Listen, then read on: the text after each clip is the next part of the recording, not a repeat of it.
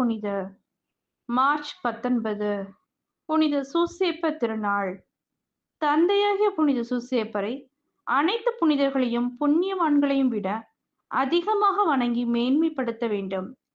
இவர் அனைவரையும் விட அதிகமாக உயர்த்தப்பட்டவரானதாலும் புண்ணியத்திலும் பக்தியிலும் மகிமையிலும் அதிகாரத்திலும் சிறந்து விளங்குவதாலும் சகல கிறிஸ்தவர்களுக்கும் அடைக்கலமும் ஆதரவாகவும் இருப்பதாலும் நாமும் நம்முடைய துன்ப துயரங்களில் அவரை வணங்கி அவர் ஆதரவை நாடி தேடிட வேண்டும்.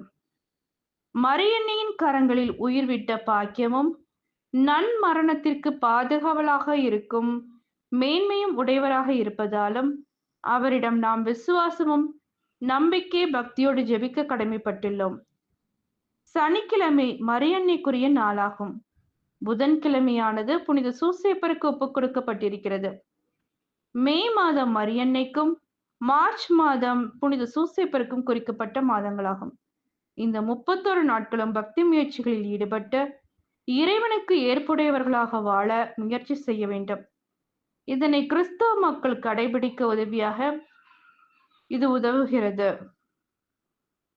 நாம் செலுத்தும் பக்தி வணக்கமானது ஒரு மரத்திற்கு ஒப்பானது. இந்த மரத்தின் வேரானது நமது மனதில் உள்ள பாசம். இதன் மலர்கள் பக்தியால் வருகிற ஜபமும் மன்றாட்டும் ஆகும். இதன் காய்கனிகள் தூயவர்களை பின்பற்றுதல் ஆகும். மலர்கள் மலர்ந்து கனிகளை வழங்காவிட்டால் எந்த பயனும் இல்லாதது போல் கிறிஸ்தவர்கள் புனித சூசேப்பரின் புண்ணிய வாழ்வு வாழாவிட்டால் எந்த பயனும் இல்லை. எண்ணிக்கையில்லா கிறிஸ்தவர்கள் இம்மாதத்தினை புனித சூசேப்பருக்கு ஒப்பு கொடுப்பது போல நாமும் ஒப்பு கொடுத்து அவரின் ஆசீரை பெறுவோம். பிரான்ஸ் நாட்டில் பாரிஸ் மாநகரில் மரியன்னையின் புகழ்பெற்ற ஆலயம் உள்ளது. அங்கு தூய இருதய சபை நிறுவப்பட்டுள்ளது. இச்சபையில் பல கோடி மக்கள் சேர்ந்து புண்ணிய வழியில் ஈடுபட்டு வருகிறார்கள்.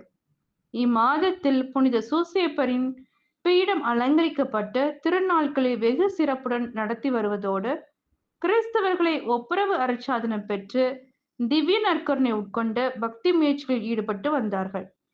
தாங்கள் பெற்ற உதவிகளுக்கு நன்றியாக பொன் வெள்ளி காணிக்கைகளை அவரது காலடியில் மக்கள் சமர்ப்பித்தனர்.